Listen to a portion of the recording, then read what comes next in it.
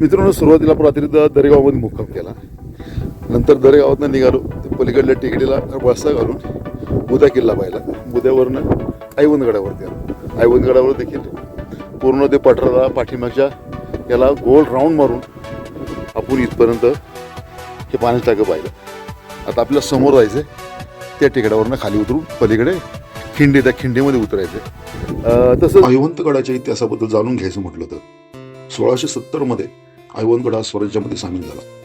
त्याच दरम्यान छत्रपती शिवाजी महाराजांनी सुरत, कारंजासारख्या शहरांची लूट, मोगलांचे किल्ले जिंकून घेणे या छत्रपतींच्या कारवायामुळे औरंगजेब मात्र भारतात संतापला होता. त्यामुळे त्याने आपला दक्षिणेतील सरदार महाबत खानास ऐवंतगड घेण्याची आज्ञा केली. महाबत खानाने नाशिकला असलेल्या दिलर खानाला सोबत घेऊन ऐवंतगडास वेढा घातला. महाबत खानाने महादरवाजावर तर दिलर खानाने पिछाडीवरती मोर्चे लावले होते. त्याच वेळेस दंतकथेला शोभेन अशी एक गोष्ट घडली. या घटनेची नोंद ही इतिहासामध्ये देखील सापडते.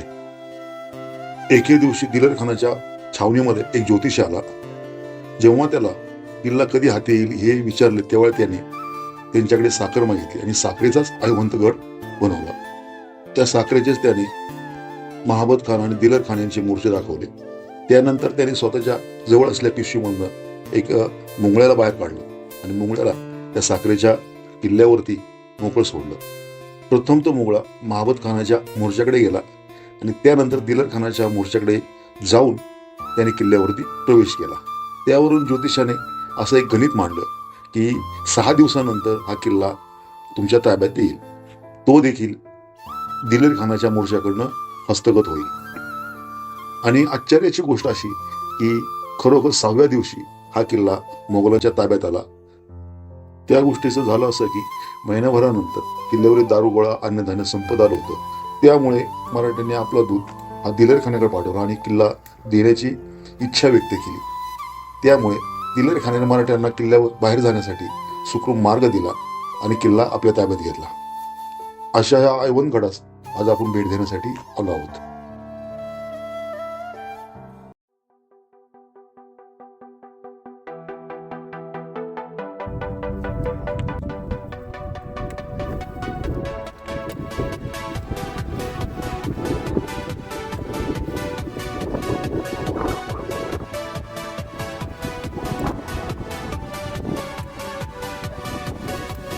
समोरील बुध्यावरनं जर खाली आलं ना, त्या समोर इथं आपण नाश्ता केला.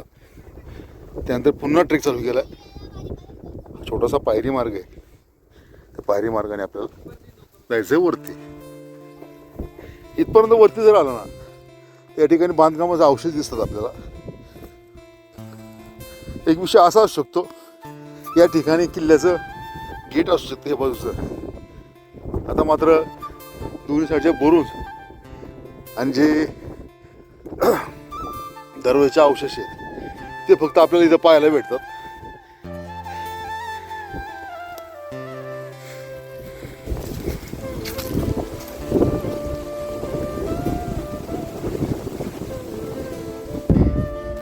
तर मित्रांनो, आपण ज्या छोटासा पायरी मार्ग दाखवला तुम्हाला, मस्त वरती आल्यानंतर हे समोरचं पठार दिसतंय, हे नाही, हे ज्या पलीकडे पठार आहे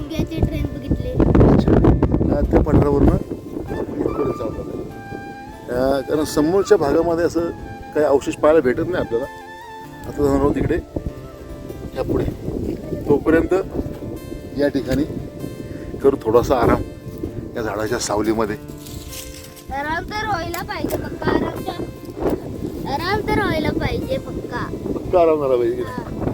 झाडापाशी आपण आराम केला. त्याच्या पुढे जर आलं ना तर हे मोठं बांधकामाचं अवशेष, हे वरती आल्यानंतर पठारावरती सगळ्यात मोठे जे बांधकामाचे अवशेष भेटतात आपल्याला, ते पहिल्यांदा इथे भेटतात. समोर त्या साईडला देखील आहे. तिथे एक छोटं मंदिर आहे समोर.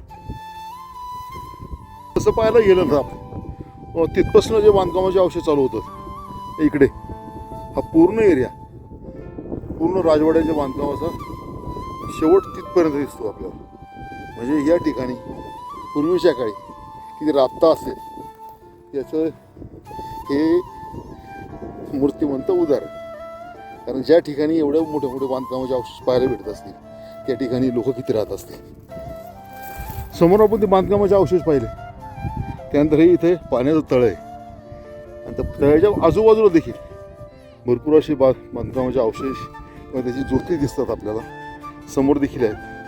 आणि त्याच्याच कडेला ही मारुतीरायाची मूर्ती आहे आणि सप्तशृंगी माता, पुढे शंकराची पिंड आहे. हे छोटं खाणी या ठिकाणी मंदिर दिसतं आपल्याला. मित्रांनो, समोरील बाजूने जर आपण इकडे आलो ना परत तर इथनं दिसणार तो समोर दिसतोय तो आहे आचला किल्ला. या टेकडीला हे संपूर्ण टेकडी दिसते. याला पूर्ण वळसा घालून ते देवीच्या मंदिरापासून हनुमान मंदिरापासून आपण इथपर्यंत आलोय.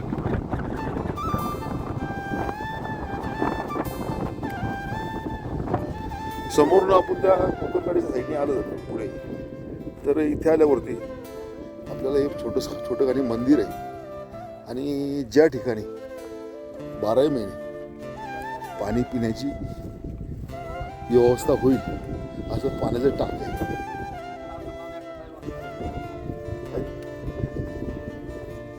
हे छोटं खाणी देवीचं मंदिर आहे आणि याच्याच बाजूला छोटं घाणी पाण्याचं हे टाक आहे. हे बघा इथे याला फळं दिसतात झाडाला. ही फळं कदापि खात जाऊ नका, कारण जी फळं माकडं खात नाहीत ती आपल्या खाण्यायोग्य तर नक्कीच नसणार आहे. ऐका किती फळं आहेत.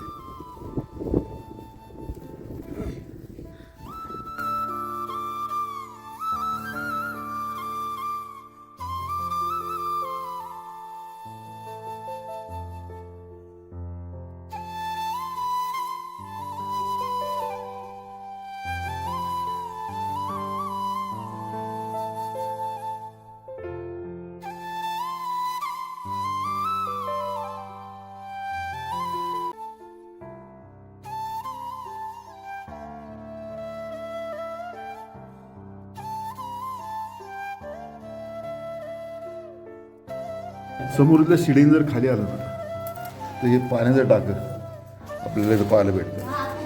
भले याच्यामधील 12 महिने जरी पाणी जर असेल तरी मात्र हे पिण्यायोग्य असं वाटत नाही. वरती तवंग आलेलं आहे. साफ जर केलं पाणी तर मात्र एक वेळेला आपण हे पाणी पिऊ शकतो. आता सुंदर असं हे खांब टाकं आहे आणि आपल्या जे पठार आहे पठाराच्या लेवलच्या खाली आहे, त्याच्यामुळे याला पठारावरनं खाली उतरून यावं लागतं या टाक्यापर्यंत. तसं मोठं आहे.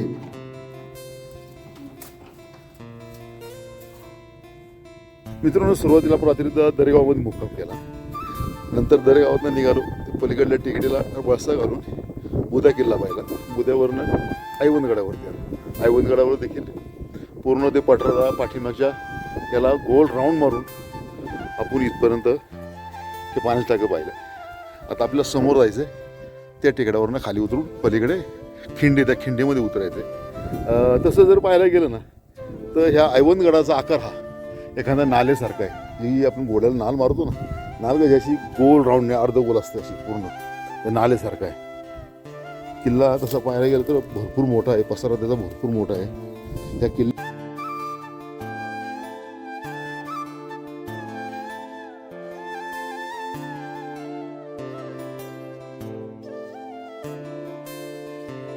समोरील पाण्याच्या टाकीपासून पाहून जर आपण पुढे जर आलं थोडंसं तर या ठिकाणी जे किल्ल्याचं महाद्वार असेल किंवा जो पायरी मार्ग आहे तो या ठिकाणी पाहिलं या इथे. आणि या पायरी मार्गाने आपल्याला उतरायचं खाली.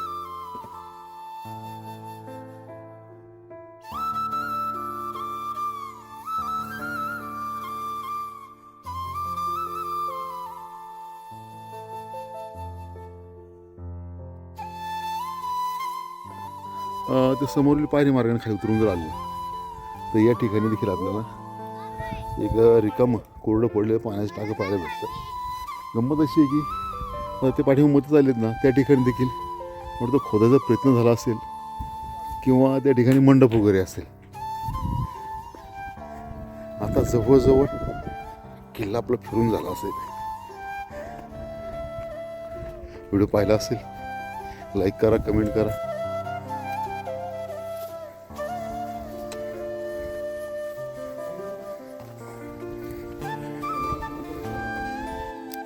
परतीच्या प्रवासामध्ये ही लागलेली आपल्याला किल्ल्यावरील दुसरी गुहा आहे. गुहा भरपूर मोठी आहे, पण इथे काही मुक्काम मला वाटतं करता येणार नाही, कारण भरपूर घाण आहे आणि भरपूर मोठी आहे. तशी उन्हाळ्यामध्ये साफसफाई करून म्हटलं तर एक वेळेला मुक्काम होऊ शकतो, तसा मुक्काम करणं अवघड आहे. बाकीची माणसं आता चाललेत पुढे.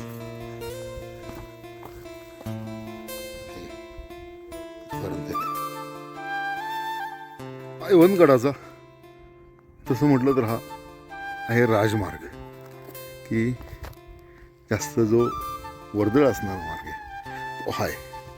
या मार्गाने किल्ल्यावर त्या काळी सगळ्यात जास्त वर्दळ होत असावी. पहिलं वाटतं गेट असेल मोठं, महादरवाजा म्हणतो ना किल्ल्याचा, तो महादरवाजा या ठिकाणी असेल. मात्र आजच्या घडीला इथे असणाऱ्या आपल्याला देवड्या या काही नजरेस पडत नाही. मात्र पुढे गेल्यावरती जी गुफा भेटते आपल्याला ती गुफा त्या ठिकाणी म्हणजे हे वरती त्या ठिकाणी आहे.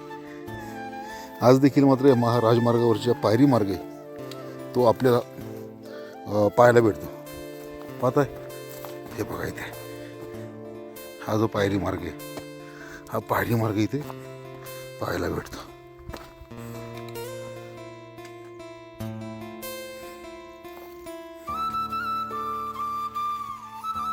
मित्रांनो, अशा तऱ्हेने आपण आता वाजले किती 12:30 वाजायला आले.